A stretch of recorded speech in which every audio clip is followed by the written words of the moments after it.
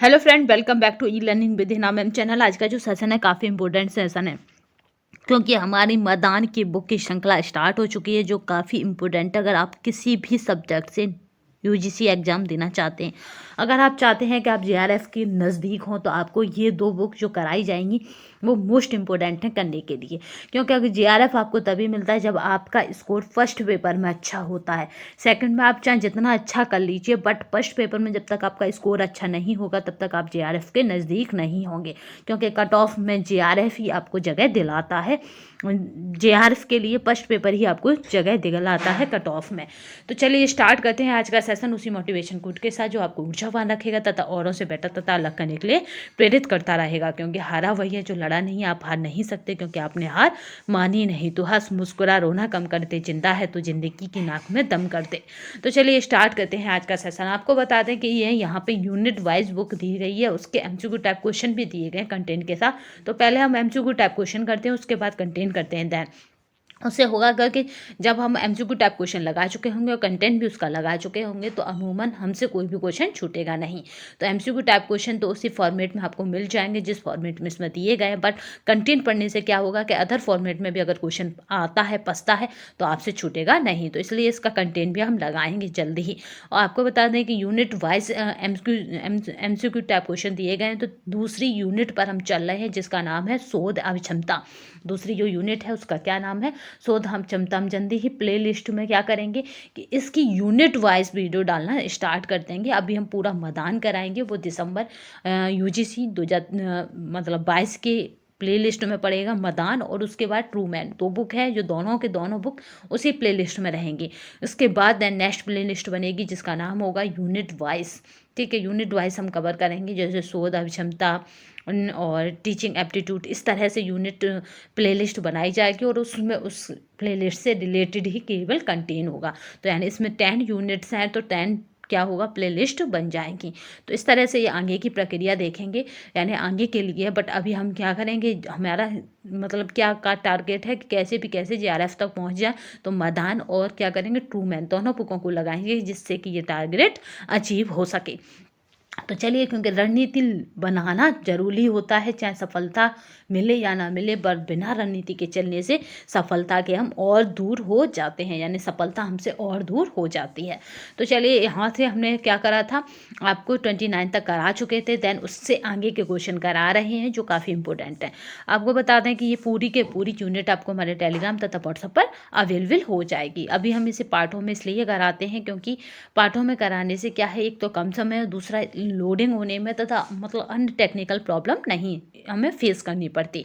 तो चलिए स्टार्ट करते हैं। पहला क्वेश्चन कह रहा है, एक शोध अध्ययन की संभाव्यता यानी फ्लेक्सिबिलिटी प्राय किस बात पर निर्भर करती है। तो जब आप शोध अध्ययन करते हैं, आप रिसर्च करते हैं, तो आपकी संभाव्यता किस बात पर निर्भर करती है।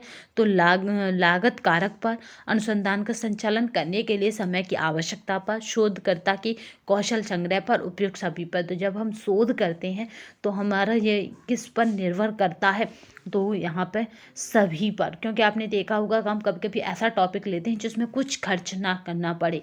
यानी अगर जेआरएफ हो जाता है तो टॉपिक को थोड़ा रिच लिया जाता है, जिससे अधिक खर्च हो तो अधिक हमें गवर्नमेंट से पेमेंट मिले।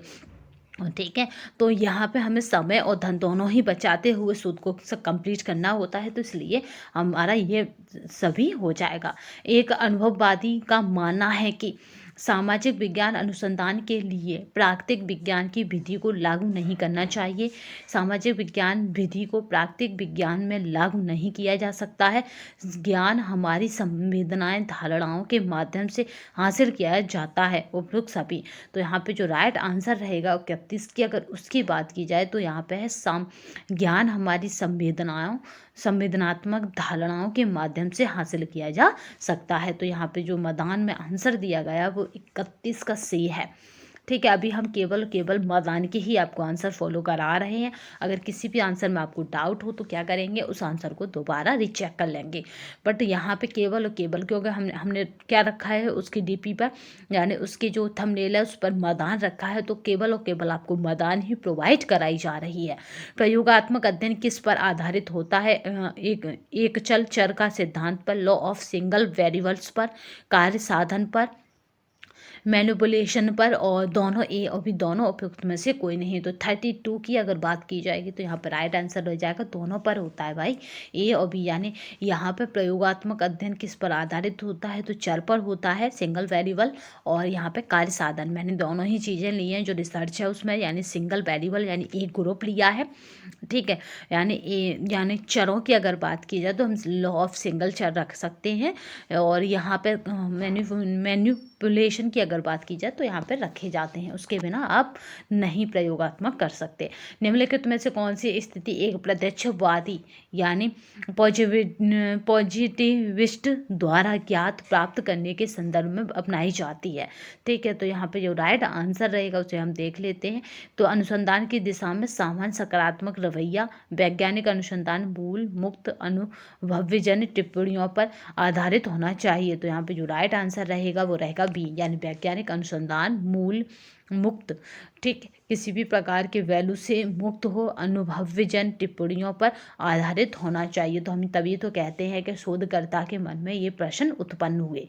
हमेशा जब भी प्रैक्टिकल रिसर्च करते हैं, प्रयोगात्मक रिसर्च करते हैं, तो उसके कुछ क्वेश्चन डिजाइन करने होते हैं, उनके बाद ही हम हाइपोथेसिस और ऑब्जेक्टिव बनाते हैं जो उन क्वेश्चनों पर ही आधारित होती है। यानी उन क्वेश्चनों का समाधान पाने के लिए हमने क्या करा, परिकल्पनाएं और उद्देश्य बनाए। निम्नलिखित में से कौन सा ऐसा दृष्टिकोण है, यानी अप्रोच है, जो कि इस धारणा पर आधारित है कि सामाजिक घटनाओं का कारण और प्रभाव केसेस ऑफ इफेक्ट के परिप्रेक्ष्य में समझाया जा सकता है। आपको बता दें कि हमारे इसमें चैनल पर एक प्लेलिस्ट बनी है जिसमें एमफिल और पीएचडी करके, मतलब क्या है, सिनॉप्सिस और थीसिस की पूरी पीडीएफ पड़ी हुई हैं, पीडीएफ वीडियोस के माध्यम से पड़ी हुई हैं। तो उसकी भी यहाँ पे क्या करेंगे, आपको लिंक दे देंगे डिस्क्रिप्शन बॉक्स में, जिससे कि आपको मोटा मोटा आइडिया हो जाएगा फर्स्ट चैप्टर में क्या बनाते हैं, सेकंड में क्या बनाते हैं। क्योंकि कभी कभी क्वेश्चन एक यहीं से बन जाता है कि एक रिसर्चर तीसरा मतलब चैप्टर देने वाला है तो उसमें होगा, तो आप याद रखिएगा उसमें क्या होगा कि जो वो टेक्निक लगा रहा है, जो वो टूल्स लगा रहा है, जो वो अपने सैंपल को कलेक्ट करने के लिए मेथड लगा रहा, वो सब उसमें होता है। यानी मेथड उसमें होता है और टूल्स वगैरह के बारे में डिटेल में होता है थर्ड चैप्टर में। यानी किस तरह से वो अपने जो पॉपुलेशन है उसको पर इसको करने जा रहा है, ये सारी रणनीति थर्ड चैप्टर में होती है। और चौथे में अगर बात की जाए तो क्या होता है कि किस तरह से उसने अपना डाटा कलेक्शन किया, किस तरह से उसने उनका क्या निकाला, वैल्यूज़ निकाली, आंकड़े निकाले। और फिफ्थ में क्या होती है, फाइंडिंग हो जाती है, यानी क्या आंकड़े क्या बताते हैं, क्या परिणाम बताते हैं, रिजल्ट हो जाता है। तो आपको थोड़ा थोड़ा मोटा मोटा आइडिया हो जाएगा। तो चलिए यहाँ पे देख लेते हैं निम्नलिखित में से कौन सा ऐसा दृष्टिकोण अप्रोच है जो कि इस धारणा पर आधारित है कि सामाजिक घटनाओं का कारण और प्रभाव यानी केस ऑफ इफेक्ट के परिप्रेक्ष्य में समझाया जा सकता है। तो यहाँ पे 34 की अगर बात की जाए तो पहला है प्रत्यक्षवाद यानी पॉजिटिविज्म, व्याख्यात्मक इंटरप्रेटिज्म, और गुणात्मक यानी क्वांटिटेटिव। तो उपरोक्त में से कोई तो नहीं होगा। यहाँ पे कारण और इफेक्ट को आप केसेस ऑफ इफेक्ट को किस तरह समझा सकते हैं, कारण और प्रभाव को, तो प्रत्यक्षवाद के द्वारा आप समझा सकते हैं। 34 का जो राइट आंसर माना है मैदान में वो है ए। एक सात्विक प्रश्न यानी यहाँ पे एंटोलॉजिकल क्वेश्चंस मुख्यतः किस संदर्भ में होता है, एक चिकित्सा संबंधी समस्या का निदान करना, बाहरी वास्तविकता का अध्ययन करना, किसी अनुसंधान परियोजना रिसर्च अप्रोच में प्रश्नावली या साक्षात्कार का प्रयोग करना, और ज्ञान का स्वीकार स्तर। तो यहाँ पे 35 की जो राइट आंसर की बात की जाएगी वो क्या रहेगा, बाहरी वास्तविकता का अध्ययन करना। निम्नलिखित में से किसी एक शोधकर्ता की विशेषता नहीं है। तो क्या नहीं है शोधकर्ता की विशेषता, कि वह मेहनती और आग्रही होता है, वह सामान्य से ज़्यादा विशेषज्ञ होता है, वह वस्तुनिष्ठ होता है, वह अपने हित और अपनी पैतृक क्षमताओं में अस्थिर नहीं होता है। तो यहाँ पर शोधकर्ता की विशेषता पूछी जा रही है तो 38 विशेषता नहीं होनी चाहिए, ठीक है। क्या विशेषता है, क्या है विशेषता, शोधकर्ता की विशेषता नहीं होनी चाहिए, तो वो यह है डी, वह अपने हित और अपनी पैतृक क्षमताओं में स्थिर नहीं होता है। अनुसंधान परियोजना को नियत करते समय किस महत्वपूर्ण व्यवहारिक विषयों पर ध्यान देना चाहिए? तो व्यवहारिक विषयों पर ध्यान देना है, किस महत्वपूर्ण और व्यवहारिक, तो यहाँ पे देख लेते हैं। एक, रुचिपूर्वक सैद्धांतिक परिपेक्ष पर, शोधकर्ता के ज्ञान पर, समय और अन्य संसाधन की उपलब्धता पर, उपयुक्त में से कोई नहीं। तो 37 का जो राइट आंसर रहेगा, महत्वपूर्ण व्यवहारिक ध्यान देना चाहिए तो समय और अन्य संसाधनों की उपलब्धता पर। ठीक है, 37 का जो राइट आंसर क्या रहेगा? सी रहेगा, समय। नेक्स्ट क्वेश्चन देखते हैं 38 वाला। निम्नलिखित में से अनुसंधान को किस रूप में वर्गीकृत किया जा सकता है? यानी आपको क्लासिफिकेशन करना है अनुसंधान का। तो यहाँ पर अगर अनुसंधान की बात की जाए, क्योंकि अब सारे क्वेश्चन किससे होंगे? अनुसंधान के प्रकार से होंगे, टाइप ऑफ रिसर्च से होंगे। तो वर्गीकृत किया जा सकता है, तो यहाँ पे देखते हैं कि किस किस अनुसंधान में वर्गीकृत किया जा सकता है। आधारभूत, प्रयुक्त और क्रियात्मक अनुसंधान के रूप में, मात्रात्मक, गुणात्मक अनुसंधान के रूप में, दार्शनिक, ऐतिहासिक, सर्वेक्षण और प्रायोगिक अनुसंधान के रूप में, उपयुक्त सभी। तो यहाँ पे जो राइट आंसर रहेगा वो रहेगा उपयुक्त सभी। अनुसंधान के दो मुख्य दृष्टिकोण हैं, अप्रोच कौन से हैं? तो तथ्यों का संग्रह और विश्लेषण है, सर्वेक्षण और प्रश्नावली है, न्यायाधीश का चयन और तथ्यों का संग्रह है, गुणात्मक और मात्रात्मक है। दो मुख्य दृष्टिकोण बताने हैं, अप्रोच बतानी है। तो यहाँ पे जो राइट आंसर रहेगा तो वो दो अप्रोच, अगर बात की जाती है अनुसंधान की, तो दो मुख्यतः दृष्टिकोण, या दृष्टिकोण ना याद रखें आप, अप्रोच याद रखेंगे तो वो होती हैं गुणात्मक और मात्रात्मक। दो टू टाइप्स ऑफ रिसर्च होता है, गुणात्मक और मात्रात्मक। चलिए नेक्स्ट देखते हैं। एक शोधकर्ता यह जानना चाहता है कि कैसे चर तत्व बच्चों की वर्तनी सीखने की क्षमता, यानी इस पर बहुत स्टूडेंट रिसर्च करते हैं, तो यहाँ पे स्पेलिंग लर्निंग एबिलिटी को प्रभावित करते हैं। इसके लिए उसने एक प्रयोग को नियत किया, यानी डिजाइन करते हैं, हम कोई भी चैप्टर कर लें, कुछ भी डिजाइन करते हैं जिससे हम पढ़ाते हैं, डिजाइन किया। इस जानकारी को ध्यान में रखते हुए निम्नलिखित में से शोध का कौन सा उद्देश्य माना जाएगा? यानी जब उसकी समस्या इस तरह की है तो वो कौन सा शोध करेगा, ये यहाँ पे पूछा जा रहा है कि जब उसकी समस्या इस तरह की है तो वो कौन सा शोध करेगा। पहला ऑप्शन है व्याख्या करना, विवरण करना, प्रभावित करना और भविष्यवाणी करना। तो भविष्यवाणी वो कर नहीं सकता है, तो वो क्या करेगा? व्याख्या करेगा, क्योंकि वो भविष्यवाणी जब करेगा जब वो रिसर्च कर लेगा।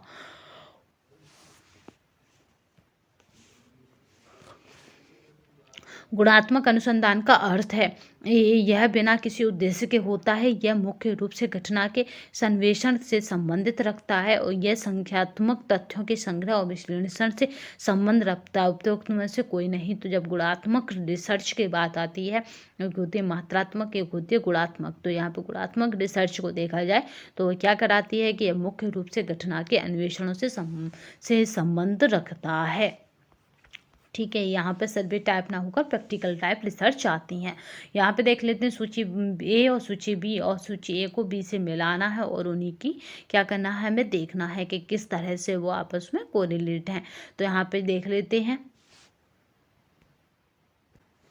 ठीक है, तो यहाँ पे देख लेते हैं कि किसका किससे है। तो यहाँ पर अगर बात की जाए तो ऐतिहासिक की बात की जाती है तो ऐतिहासिक की घटनाओं पर आधारित होता है, तो इस तरह से मिला देंगे। और ये क्या, सर्वेक्षण विधि वर्तमान आयोजन है, और दार्शनिक विधि दृष्टि है, और प्रयोगात्मक विधि भविष्य की क्रियाएं हैं। तो यानी हम ये बताते हैं कि भविष्य में इस तरह से करने से ये हमें परिणाम प्राप्त होंगे। तो यहाँ पे जो राइट आंसर रहेगा अगर उसकी बात की जाए तो ए रहेगा, पहले का पहला, दूसरे का तीसरा और तीसरे का दूसरा और चौथे का चौथा। तो यहाँ पे जो राइट आंसर है वो रहेगा ए। नेक्स्ट क्वेश्चन देखते हैं। निम्नलिखित में से किस प्रकार के अनुसंधान में एकत्रित प्रदत्तों से तथ्यों और कारणों को जानने के लिए निष्पक्षता की विशेष रूप से आवश्यकता होती है? मात्रात्मक, मौलिक और गुणात्मक और उपयुक्त सभी। तो इनसे कौन सा अनुसंधान है जिसमें क्या होगा कि तथ्यों को एकत्रित प्रदत्तों से तथ्यों और कारणों को जानने के लिए निष्पक्षता की ये विशेष रूप से आवश्यकता होती है? तो 43 के अगर राइट आंसर की बात की जाए तो वो होगा मात्रात्मक अनुसंधान। निम्नलिखित में से किस अनुसंधान को विकासात्मक अनुसंधान की श्रेणी में वर्गीकृत किया गया है? तो यहाँ पे जो राइट आंसर रहेगा दार्शनिक अनुसंधान, क्रियात्मक अनुसंधान, वर्णनात्मक अनुसंधान। तो यहाँ पे जो राइट आंसर रहेगा वो रहेगा उपयुक्त सभी। मनोविज्ञान और शिक्षा के क्षेत्र में प्रयोगात्मक अनुसंधान यानी एक्सपेरिमेंटल रिसर्च को किस रूप में परिभाषित किया जाता है? उद्दीपन प्रतिक्रिया अनुसंधान, विश्लेषणात्मक अनुसंधान, ऐतिहासिक अनुसंधान, घटनोत्तर अनुसंधान। तो यहाँ पे जो राइट आंसर रहेगा 45 का वो क्या रहेगा? तो उद्दीपन प्रतिक्रिया अनुसंधान के रूप में किया जाता है। एक्सपेरिमेंटल रिसर्च को उद्दीपन प्रतिक्रिया यानी हमें कोई भी चीज़ प्रभावित करे और उसके बदले हम क्रिया करें। ठीक है, उद्दीपन प्रतिक्रिया को आप इस तरह भी समझ सकते हैं कि आपके सामने कोई घटना घटी और आप उससे प्रभावित हुए या किसी घटना ने आपको प्रभावित किया। तो ये एक्सपेरिमेंटल रिसर्च में होता है कि हम क्या करते हैं, पहले बच्चों का क्या करते हैं, मतलब पहले लेते हैं उनका प्री टेस्ट, फिर लेते हैं पोस्ट टेस्ट। तो प्री में जो वैल्यू निकल के आती है और पोस्ट की जो वैल्यू निकल के आती है उन दोनों का कंपैरिजन करते हैं। तो हम बताते हैं अपने फाइंडिंग में कि हमने जब पहले ये किया और फिर हमने उन्हें क्या दिया, हमने उनके साथ मतलब प्रैक्टिकल किया, यानी हमने उन्हें कोई मेथड दिया, कोई टीचिंग दी या कोई हमने योगा कराया, इस तरह से समझिए। तो उनके जो इफ़ेक्ट आया वो हमारा क्या था, पोस्ट टेस्ट के परिणाम में दिखा। तो निम्नलिखित में से कौन सी शोध की विधि नहीं है? अवलोकन, ऐतिहासिक, सर्वेक्षण और दार्शनिक। तो शोध की विधि नहीं पूछी जा रही है, तो यहाँ पे जो राइट आंसर रहेगा तो वो रहेगा ऑब्जर्वेशन यानी अवलोकन। ठीक है, ये ऑब्जर्वेशन जो है आपकी क्या है, साक्षात्कार के अंतर्गत रखा जाता है ऑब्जर्वेशन करना। ठीक है, ये किसके अंतर्गत आता है? तो ये हमारा आता है आपने सामाजिक फील्ड में देखा होगा तो ऑब्जर्वेशन कर सकते हैं। ऐतिहासिक हिस्टोरिकल होती है, सर्वे होती है, फिलोसफिकल होती है। ऑब्जर्वेशन करना कोई रिसर्च की विधि या मेथड नहीं होता। मौलिक अनुसंधान को आमतौर कौन सी परिस्थितियों में किया जाता है? तो जो मौलिक अनुसंधान है उसे किस परिस्थिति में यानी किस सिचुएशन में आमतौर पर किया जाता है? तो कक्षा में, क्षेत्र में, प्रयोगशाला की परिस्थितियों में और सामाजिक परिस्थितियों में। तो भाई मौलिक अनुसंधान हो रहा है यानी यहाँ पे किसी चीज़ का सिद्धांत का डेवलप हो जाएगा, तो ये कब होता है? तो ये प्रयोगशाला की परिस्थितियों में होता है। निम्नलिखित में से किस प्रकार के शोध में मौजूदा परिस्थितियों में सुधार पर ध्यान केंद्रित किया जाता है? तो यहाँ पे जो राइट आंसर रहेगा अगर उसकी बात की जाए तो ये क्रियात्मक शोध है, मौलिक शोध है, व्यवहारिक शोध है और प्रायोगिक शोध है।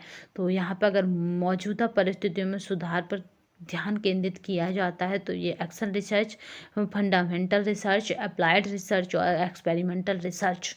तो हमारे पास मौजूदा परिस्थितियाँ हैं। ये क्वेश्चन कब आया है? तो ये नवंबर 2017 में आया है। और हमें क्या करना है, मौजूद परिस्थितियों में क्या करना है, में सुधार पर ध्यान केंद्रित करना है। तो सबसे बड़ी बस बात याद रखनी है, मौजूद परिस्थितियों में सुधार पर ध्यान केंद्रित किया जाता है तो वो किया जाता है एक्शन रिसर्च में। इसीलिए इसको कैसा रिसर्च माना जाता है, मतलब इसको मौजूद परिस्थितियों में सुधार पर ध्यान केंद्रित करने वाली या फिर कहें कि तुरंत समस्या आई और उसके तुरंत समाधान के लिए जो रिसर्च की जाती है वो एक्शन रिसर्च होती है और ये शिक्षा के क्षेत्र में सबसे अधिक की जाती है। ये कक्षा में भी की जाती है। जैसे कोई बच्चा है वो पढ़ने पर ध्यान नहीं दे रहा है तो आपकी समस्या क्या हो गई, बच्चे का पढ़ने पर ध्यान ना देना। अब इसके प्रश्न क्या हो जाएंगे, हो सकता है टीचिंग मेथड अच्छा ना हो सकता है बच्चे को रुचि ना हो सकता है वो घर से परेशान हो सकता है वो मेंटली खुद से ही परेशान हो। तो इसके कई कारण हो सकते हैं। तो यहाँ पे इस तरह से हम एक्शन रिसर्च को ज़्यादातर कक्षाओं में ही करते हैं। निम्नलिखित में से किस अनुसंधान में अतीत के अध्ययन के माध्यम से नए तथ्यों की खोज की जाती है? तो जो अतीत का जो अध्ययन है उसके माध्यम से क्या करना है, नए तथ्यों की खोज करना है। तो यानी पुरानी चीज़ के माध्यम से हम नए तथ्यों की खोज करते हैं तो उसको क्या कहते हैं? तो दार्शनिक अनुसंधान, ऐतिहासिक अनुसंधान और पौराणिक अनुसंधान यानी पैथोलॉजिकल अनुसंधान और सामग्री विश्लेषण। तो ऐसे अनुसंधान को कहा जाता है जहाँ पे क्या कर रहा है, अतीत यानी इतिहास, अतीत यानी इतिहास, इतिहास क्या बातें करता है, अतीत की बातें करता है। तो यहाँ पर 49 का जो राइट आंसर रहेगा अगर उसकी बात की जाए तो क्या रहेगा, ऐतिहासिक अनुसंधान रहेगा।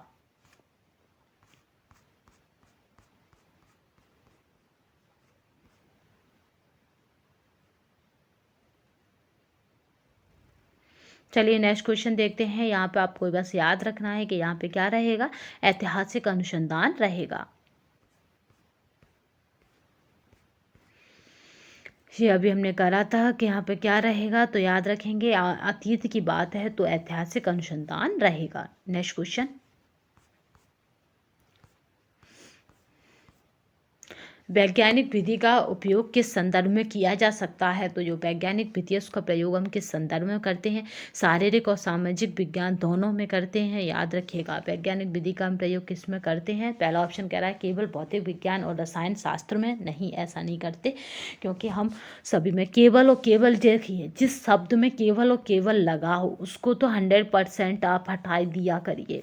जिस जिस मतलब ऑप्शन में केवल और केवल लगा हो उसको क्या करिए, आप नेगेटिव मान के चलिए, उसे हटाना है ये मानकर पहले से चलिए। केवल और केवल लगने से वो शब्द वो क्या हो जाता है, एमसीक्यू गलत हो जाते हैं। तो यहाँ पे केवल शारीरिक और सामाजिक विज्ञान दोनों में। निम्नलिखित में से कौन से शब्द क्रियात्मक अनुसंधान को चिन्हित करते हैं? तो क्रियात्मक यानी एक्शन रिसर्च को एक अनुप्रयुक्त अनुसंधान है, तत्काल समस्या के हल के लिए किया गया शोध है, एक अनुदैर्ध्य अनुसंधान है और सिम्युलेटिव अनुसंधान है। तो अभी हमने क्या कहा था कि इसमें क्या होता है, तत्काल समस्या के हल के लिए किया गया शोध है, यानी समस्या आई हो तुरंत उससे निजात पानी है तो हमें एक्शन रिसर्च करनी होती है। प्राकृतिक अवलोकन विधि के संदर्भ में निम्नलिखित में से कौन सा कथन सही है? अव्यवस्था जैसा कि प्रकृति में होता है, नियंत्रण प्रयोग जिससे व्यवहार संबंधी कारक तत्वों का उजागर किया जा सके, विषयों का उनके प्राकृतिक वातावरण में निरीक्षण करने के लिए, विषयों का जीवन के विभिन्न चरणों में साक्षात्कार करने के लिए। तो यहाँ पे जो राइट आंसर आएगा उसकी अगर बात करें तो वो हो जाएगा विषयों का उनके प्राकृतिक वातावरण में निरीक्षण करने के लिए। निम्नलिखित में से कौन सा व्याख्यात्मक अनुसंधान का एक रूप है जिसमें अनुसंधानकर्ता का कार्य एक सैद्धांतिक प्रतिरूप, यानी यहाँ पे अगर सैद्धांतिक प्रतिरूप की बात की जाए तो को विकसित करना और फिर यह तय करना है कि व्यवहारिक रूप से आंकड़े इस प्रतिरूप में कैसे उपयुक्त रहते हैं। तो यहाँ पे हमें व्यवहारिक रूप से क्या करना है, आंकड़े इसमें कैसे प्रयुक्त रहते हैं ये बताना है। तो कारण प्रतिरूपण है, भावी सूचक अनुसंधान है, वर्णनात्मक अनुसंधान है और खोज अनुसंधान है। तो यहाँ पे अगर बात की जाए कि कौन सा रहेगा तो 53 का जो राइट आंसर रहेगा अगर उसको देखें तो क्या रहेगा, कारण प्रतिरूप है, यानी कि कैजुअल मेथलिंग है, ठीक है। कैजुअल मेथड को हम यूज करते हैं। बच्चों के पारिवारिक पालन पोषण व उनकी चिंता उन्मुखता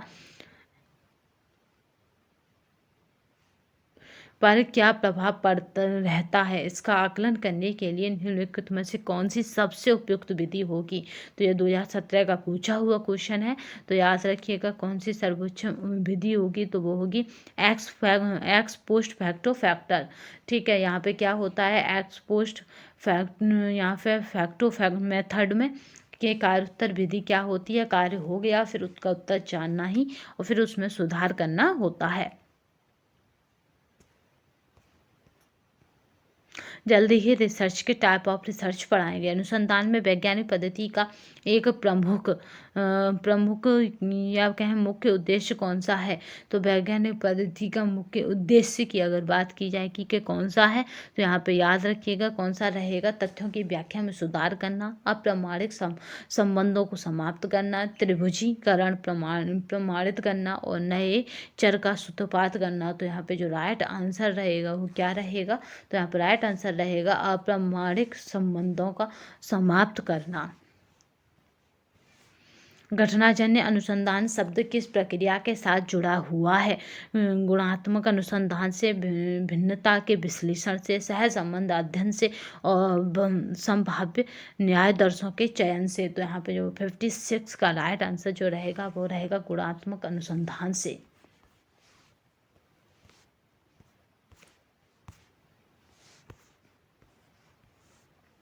चलिए नेक्स्ट क्वेश्चन देखते हैं।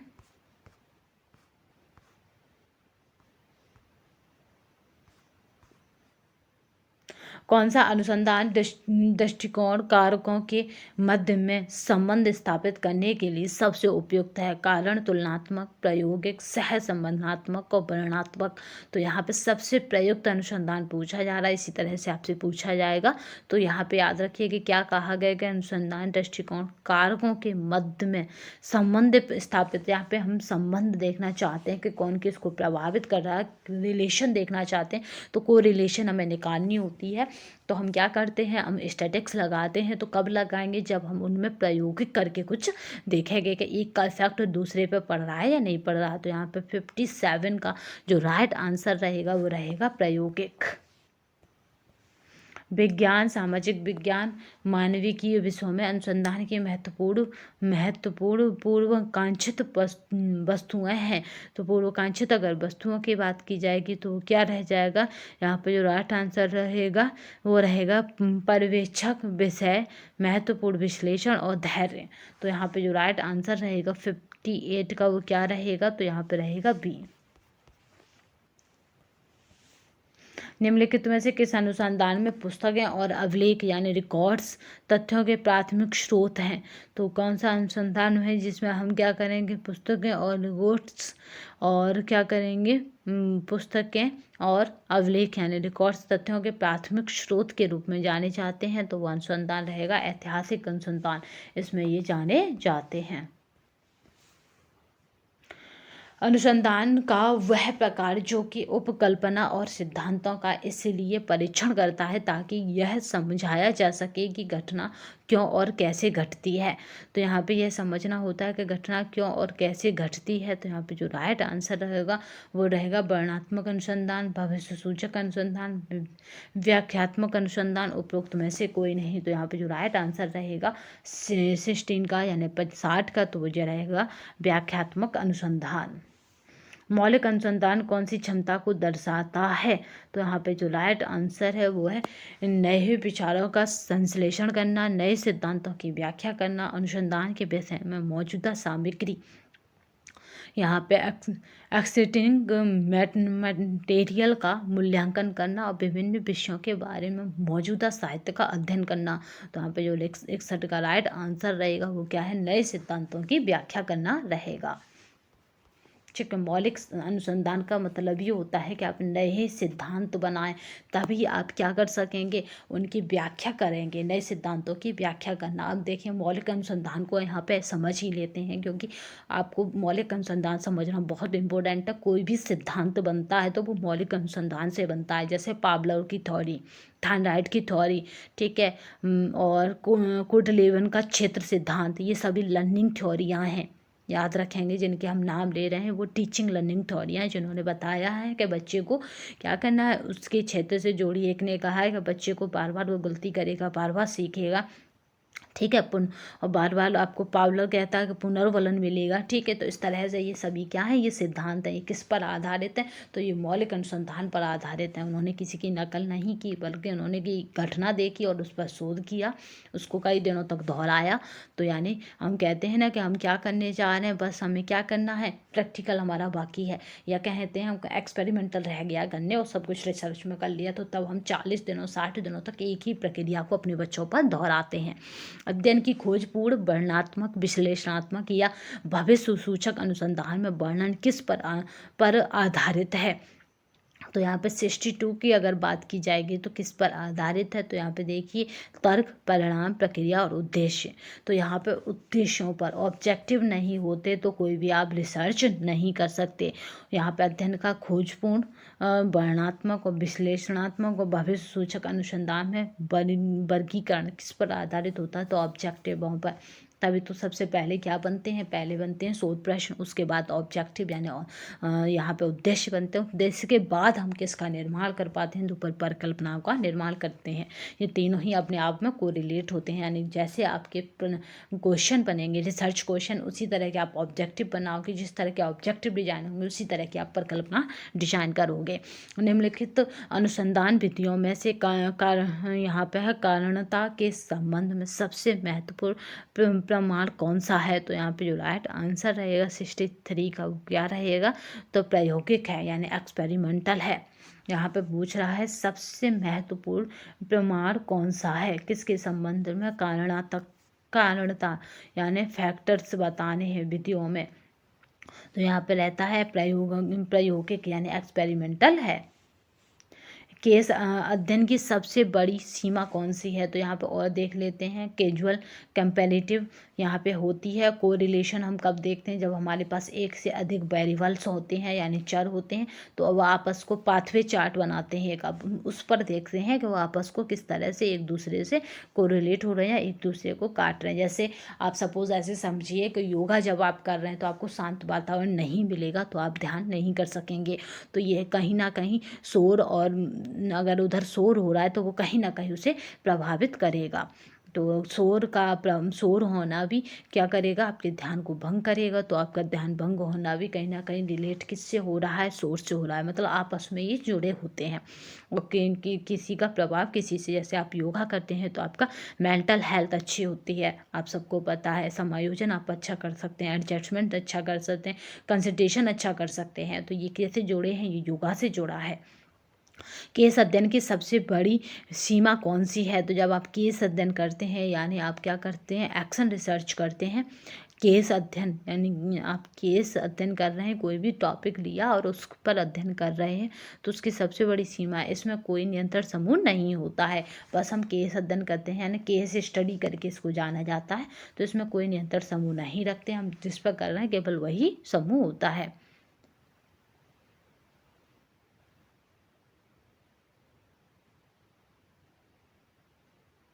तो यहाँ पे चलिए नेक्स्ट देखते हैं। 64 के बाद 65 नया क्वेश्चन देखिए। निम्नलिखित में से कौन सी अनुसंधान विधि को नियंत्रण अवलोकन कहा जा सकता है, तो नियंत्रण अवलोकन कहा जा सकता है यानी आपने कंट्रोलिंग ऑब्जर्वेशन कहा है। तो ऐतिहासिक अनुसंधान, दार्शनिक अनुसंधान, क्षेत्र प्रयोग और उपयुक्त सभी। तो यहाँ पे हम किसको कंट्रोल करके रिसर्च करते हैं, तो यहाँ पे 65 के अगर राइट आंसर की बात की जाएगी तो वो रहेगा क्षेत्र प्रयोग, यानी एक निश्चित एरिया में हमने क्या करा है, उस क्षेत्र का प्रयोग किया है। यानी एक निश्चित एरिया ले लेते हैं, तो इसलिए नियंत्रण अवलोकन यानी जैसे सपोज आपने क्या करना है, आपको लखनऊ का करना है तो आपने लखनऊ ही लिया, यानी ऐसा नहीं करा कि हरियाणा या वाराणसी आप चले गए, नहीं। क्षेत्रकार पर आधारित या आपने जनजाति लिया, जनजाति में भी आपने क्या ले लिया, अंडमान निकोबार ले लिया, तो ठीक है, अंडमान निकोबार के ही लोगों की जनजाति समूह पर आपने रिसर्च की। शोध कार्य पर आधारित अनुसंधान को किस रूप में वर्गीकृत किया गया है, क्षेत्र कार्य पर आधारित, तो यानी शोध नहीं, सॉरी, क्षेत्र कार्य पर आधारित अनुसंधान को किस रूप में वर्गीकृत किया गया है। अनुभव सिद्ध, ऐतिहासिक, प्रायोगिक और जीवनिक। बहुत इस तरह से क्वेश्चन बनते हैं आपके केस में यूजीसी में। तो क्षेत्र कार्य पर, तो ये क्षेत्र कार्य पर हमारे पे किस से जुड़ा होता है अनुसंधान, ऐसा तो हमारा अनुभव सिद्ध होता है, इम्पेरिशियल होता है, ठीक है। क्योंकि हमें लगता है कि अगर हम इस टॉपिक पर यानी हमारे अनुभव बताते हैं कि जैसे सपोज क्या, जैसे अगर कहा जाए तो इस तरह से भी एक बन सकता है कि जो वुमेन्स होती हैं या गर्ल्स होती हैं वो गोलगप्पे दिखाती हैं, ये अनुभवजन्य है, ठीक है। तो आप इस पर कुछ भी कर सकते हैं, तो ये अनुभवजन्य है। या फिर कहेंगे सेविंग के जो अगर हम उससे जोड़ें, इससे जोड़ें, किससे, होमजाइन से जोड़ते हैं, तो अगर कहा जाए कि जो इनकम खर्च करने का जो मेथड है वो वुमेन्स के अपेक्षा मेंस के अपेक्षा वुमेन्स ज़्यादा खर्च करती हैं। तो इस तरह से हम क्या कर सकते हैं, इसको अनुभव क्षेत्र काल में किसी में भी सिद्ध करके इसे देख सकते हैं कि हमने इतने एरियाज पर रिसर्च की तो ये पाया। निम्नलिखित में से कौन सा एक अनुदैर्ध्य अविकल्प है, डिजाइन है, ये बताना नहीं है, ठीक है। अनुदैर्ध्य अविकल्प डिजाइन नहीं है, ठीक है। लॉन्गिट्यूडनल डिजाइन नहीं है, बहुत पूछा जाता है अनुदैर्ध्य को, तो याद रखिएगा। लॉन्गिट्यूडनल डिजाइन नहीं है तो पैनल, क्रॉस सेक्शन और प्रवृत्ति यानी ट्रायंट और दोनों ए और सी। तो यहाँ पे जो राइट आंसर रहेगा 67 का, अगर उसकी बात की जाए तो नहीं पूछा जा रहा है, तो नहीं में रहेगा क्रॉस सेक्शनल, ठीक है। बी वाला बिल्कुल राइट आंसर रहेगा 67 का, यहाँ राइट आंसर क्या रहेगा, बी। जब एक शोधकर्ता आश्चर्यों के साथ शुरुआत करता है और फिर पीछे की ओर कदम बढ़ाता है तो उसे क्या कहा जाता है। यानी आज से तो उसने चल लिए, फिर क्या करे, पीछे की ओर कदम बढ़ाता है तो उसे क्या कहा जाता है। भावी सूचक अनुसंधान, पूर्वव्यापी अनुसंधान, खोजपूर्ण अनुसंधान, वर्णनात्मक अनुसंधान। तो जब क्या करे, वो पीछे की ओर कदम बढ़ाए यानी पीछे की ओर ध्यान दे तो उसको क्या कहा जाएगा, तो पूर्वव्यापी अनुसंधान। यहाँ पे रेट्रो स्पेक्टिव रिसर्च कहते हैं। तो यहाँ पे 68 का जो राइट आंसर रहेगा उसे देख लेते हैं कि क्या रहेगा, बी रहेगा, पूर्वव्यापी अनुसंधान राइट आंसर रहेगा। नेक्स्ट क्वेश्चन देखते हैं, जांचकर्ताओं के द्वारा प्रभाव का पता लगाने का के प्रयास को क्या कहा जाता है। और यहाँ पे देख लेते हैं, जांच के द्वारा हमने पता लगाना है प्रभाव का, इफेक्ट का। तो यहाँ पे देख लेते हैं, यहाँ पे क्या रहेगा, तो उसको क्या कहा जाएगा, सर्वेक्षण अनुसंधान, सर्वे रिसर्च, पूर्वव्यापी कार्योत्तर अनुसंधान, जिसको अधिकतर इसी तरह पूछ लिया जाता है, एक्स पोस्ट फैक्टो रिसर्च, ऐतिहासिक अनुसंधान, हिस्टोरिकल रिसर्च, प्रयोगात्मक अनुसंधान, समेटिव रिसर्च। तो यहाँ पे 69 का जो राइट आंसर रहेगा, अगर उसकी बात की जाए तो यहाँ पे वो राइट आंसर क्या रहेगा, तो राइट आंसर रहेगा पूर्वव्यापी कार्योत्तर रिसर्च यानी एक्स पोस्ट फैक्टो रिसर्च, जांचकर्ता के द्वारा। ठीक है, यहाँ पे जांचकर्ता, जांच से ही समझ जाओ कि वो घटना पहले से घटित हो चुकी है। ठीक है, तो यहाँ पे प्रभाव का पता लगाने के प्रयास से किया गया रिसर्च कौन सा होता है, एक्स पोस्ट फैक्टो रिसर्च होता है। प्रयोगात्मक विधि का सार है सहसंबंध गुणांक के संबंध में कार्ल पियर्सन का सही गणन करना, विषयों से उनके व्यक्तिपरक अनुभव के बारे में प्रत्यक्ष रिपोर्ट प्राप्त करना, सावधानीपूर्वक परिणाम लेना और रिकॉर्ड करना, कारक और प्रभाव संबंध की पहचान करने के लिए नियंत्रण का उपयोग करना। तो यहाँ पर जो 70 का राइट आंसर रहेगा, अगर उसकी बात की जाएगी तो क्या रहेगा, कार्य और प्रभाव संबंध की पहचान करने के लिए नियंत्रण का उपयोग करना। निम्नलिखित में से कौन से अनुसंधान प्रतिमान वास्तविकता के व्यवहारिक दृष्टिकोण पर आधारित हैं। तो व्यवहारिक अगर दृष्टिकोण की बात की जाएगी तो मिश्रित अनुसंधान होता है जो व्यवहारिक दृष्टिकोण पर आधारित होता है। निम्नलिखित में से कौन से अनुसंधान प्रतिमान यानी रिसर्च